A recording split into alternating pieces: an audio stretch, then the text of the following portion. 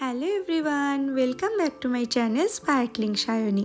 আশা করি সবাই খুব ভালো আছেন, সুস্থ আছেন, আর আমরাও খুব ভালো আছি।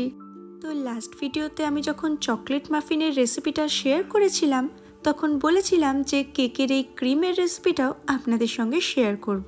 কারণ কেকটা বানানো হয়ে গেলেও ক্রিমটা তারপরে আর বানানো হয়নি। আর আজকে যখন ক্রিমটা বানাতেই বসেছি, তখন ভাবলাম চলুন আপনাদের সঙ্গে এই সুযোগে ক্রিমের রেসিপিটাও শেয়ার করে ফেলি। তো ক্রিম বানানোর জন্য প্রথমেই দেখতে পেলেন যে আমি একটা বাটিতে কিছুটা বাটার নিয়ে নিয়েছি। আর আমি এখানে 100 গ্রাম মতন বাটার নিয়েছিলাম, আর অবশ্যই এটা রুম টেম্পারেচারে থাকতে হবে। বাটারটা আমি এখানে বিট করে নিচ্ছি। তবে তার আগে আমার এই ক্রিম বানানোর জন্য যেসব জিনিসপত্রগুলো দরকার ছিল সেগুলো সব আমি আগেই পরিমাণ মতন মেপে রেখে দিয়েছি। বাটারটা এখানে বিট করা হয়ে গেলে এর মধ্যে আমি মিশিয়ে দেব ক্রিম চিজ। আর এই ক্রিম চিজটা কিন্তু আবার একদম ডাইরেক্টলি ফ্রিজ থেকে বার করে মেশাতে হবে। এটাই অ্যাকচুয়ালি 226 গ্রাম দেওয়ার কথা ছিল, কিন্তু আমার কাছে যে বক্সটা ছিল তাতে ওই 175 গ্রাম মতন ক্রিম চিজ ছিল। তো সেটা আমি আর কেনার সময় খেয়াল করিনি। পরে যখন খেয়াল করেছিলাম তখন আর কোনো উপায় ছিল না, তাই বাকি পরিমাণগুলো আমি ওই হিসাবে একটুখানি অ্যাডজাস্ট করে নিয়েছিলাম। তো বাটারের পরে এবার এর মধ্যে ক্রিম চিজটাও মিশিয়ে নিচ্ছি। আর এই বিটিংটা কিন্তু হাই স্পিডে করতে হবে। আমি যে বিটারটা ইউজ করছি সেটার ম্যাক্সিমাম স্পিড ছিল 5, তো আমি এই মিক্সিংটা 5এই করেছি। তো এগুলো ভালো মতন করে মেশানো হয়ে গেলে এর মধ্যে আমি এবার দিয়ে দেব কোকো পাউডার। তো আমি এখানে নিয়ে নিয়েছি হাফ কাপ কোকো পাউডার। আর এবার এই সবগুলো ইনগ্রিডিয়েন্টস একটুখানি ভালোভাবে মিশিয়ে নিতে হবে। তবে এখানে একটা মুশকিল হচ্ছে, যেহেতু এর মধ্যে অনেক শুকনো জিনিস আছে, তাই সেগুলো মেশানোর সময় হাওয়ায় উঠতে থাকে। তাই এই মিশ্রণগুলো অবশ্যই একটুখানি সাবধানে করতে হবে। আর এরপর এখানে আমি পাউডার সুগারটা অ্যাড করছি। যদিও আমি পাউডার সুগার কিনিনি, আমার কাছে ঘরে যে চিনি ছিল সেটাকেই আমি পাউডার করে নিয়েছিলাম। আর এখানে 500 গ্রাম চিনির কথা লেখা ছিল, আমি ওই ক্রিম চিজের আন্দাজে একটুখানি কম চিনি নিয়েছিলাম। তার জায়গাটা মনে হচ্ছে না ছোট হয়ে গেছে, আর একটা বড় বাটিতে ট্রান্সফার করে নিই। ও দেখেছেন কাণ্ড, এর মাঝে আবার 1 টিস্পুন ভ্যানিলা এক্সট্র্যাক্ট মিশিয়েছিলাম, সেটাও বলতে ভুলে গেছি। কারণ যখন থেকে এই কেকটা বানানো স্টার্ট করেছি, রনি এতবার এসে এসে ঘুরে যাচ্ছে। ওই যে আবার এসে গেছে। তুমি দুটো খাবে? কি খাবে দুটো? Chocolate cake. দুটো চকলেট কেক খাবে? আচ্ছা ঠিক আছে, তোমাকে দুটো চকলেট কেক দেবো। ওকে? তুমি ভালোবাসো চকলেট কেক? ওকে।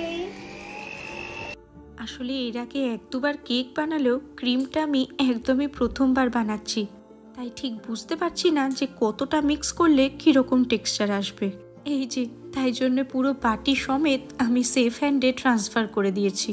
কিন্তু হলে কি হবে, ওই যে পাশ থেকে সমানে হাত বাড়িয়েই যাচ্ছে, কখন ওই ক্রিমটা টেস্ট করবে। অবশ্য বলুন না, আমরাও তো ছোটবেলায় ঠিক এরকমটাই করতাম। বাড়িতে যখনই মা একটা ভালো কিছু বানাতো, আমরা ঠিক অপেক্ষায় বসে থাকতাম কখন সেটা আমরা খেতে পাবো। দাঁড়ান, বেশ অনেকটাই ফ্যাটানো হয়ে গেছে, একবার টেস্ট করাই ওকে। আস্তে আস্তে পড়ে না জানো, পড়ে না জানো। কিরকম? ভালো? কেমন আছে মা? ভালো আছে? ও মুখ দিয়ে আর কথা বেরোচ্ছে না তো, সুদীপার মতো করছিস। কিরকম হচ্ছে বল? ওই যে ওদিকে আরেকজনের কিছুতেই তর্স হয়েছে না। তো এদিকে এখন আমি ক্রিমটাকে একটা পাইপিং ব্যাগের মধ্যে ভরে নিচ্ছি। কিন্তু এই পাইপিং ব্যাগটার সাথে এতগুলো নজল দিয়েছে, কোনটা দিয়ে যে কীরকম ক্রিম বেরোবে সেটাও এখনো পরীক্ষা করা হয়নি। তো তারই মধ্যে একটা নজল এখানে লাগিয়ে নিয়েছি, আর ওদিকেও সমানে কেঁদে চলেছে। হাসি করো। এটা কে খাবে? এটা কে খাবে? এটা এটা কে খাবে? ভালো? এটা ভালো? ঠোঁটটা তো পুরো চকলেট হয়ে গেছে, ইস্ত হয়ে গেছে। যাও ভালো করে বসে খাও।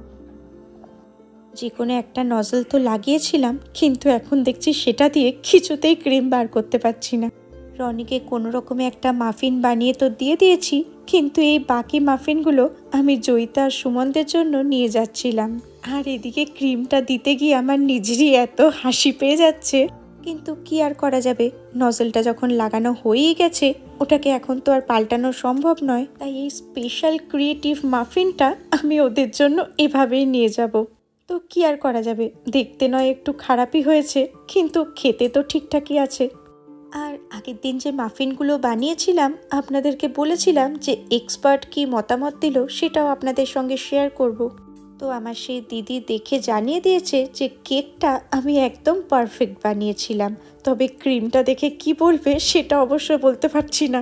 তো যাই হোক, একটুখানি দেখতে ভালো করার জন্য উপর থেকে একটুখানি ওই চকলেট স্প্রিঙ্কেল করে দিয়েছি। তো আপাতত এটা সুমনদের বাড়ি নিয়ে যাওয়ার জন্য একদম রেডি। কিন্তু ওখানে যাওয়ার আগে আর একটা কাজ আছে, যদিও কাজটা আমার নয়। আসলে এখানে ঠান্ডার জন্য তো সব বাড়িতেই হিটার থাকে, আর সেই হিটারটা ইলেকট্রিকে চলে না, ওটার জন্য আলাদা মিটার রিডিং হয়। তো এই বছরের শেষ দিকটাতে নভেম্বর ডিসেম্বর নাগাদ যখন শীত পড়ে তখন একবার করে বছরে এই মিটার রিডিংটা নিতে আসে। সেই দিনটা অবশ্য আমাদেরকে জানিয়েই আসে, ইভেন ঠিক কোন সময় আসবে সেই সময়টাও মেনশন করা থাকে।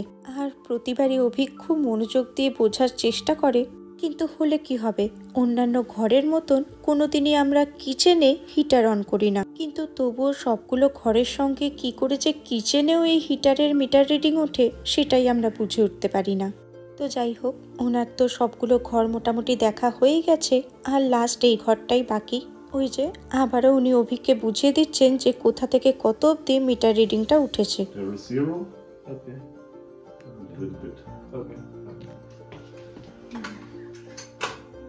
ওই কিছু একটা মনে হয় 70% 30% ভাগ থাকে, মানে 70% আমাদের নিজস্ব আর 30% নাকি সমস্ত অ্যাপার্টমেন্টের। কি যে হিসাব আমি এখনো অবধি বুঝি না। তো বছরে একবার করে ওনারা আসেন আর প্রত্যেকটা ঘরের এইভাবে রিডিং নিয়ে গিয়ে তারপর ওনারা বিল পাঠান। তো আজকে এই মিটার রিডিং আর কেকের ক্রিম নিয়ে একটা ছোট্ট ব্লগ আপনাদের সঙ্গে শেয়ার করলাম। অবশ্যই আরও কিছুটা বড় ভিডিও নিয়ে দেখা হবে আপনাদের সঙ্গে। আজকের মতন ভিডিওটা তাহলে এখানেই শেষ করছি। সবাই খুব ভালো থাকবেন, সুস্থ থাকবেন, আনন্দে থাকবেন। আর ভিডিওটা কেমন লাগলো আমাকে অবশ্যই জানাতে ভুলবেন না। দেখা হচ্ছে খুব তাড়াতাড়ি। তাহলে আজকের মতন টাটা।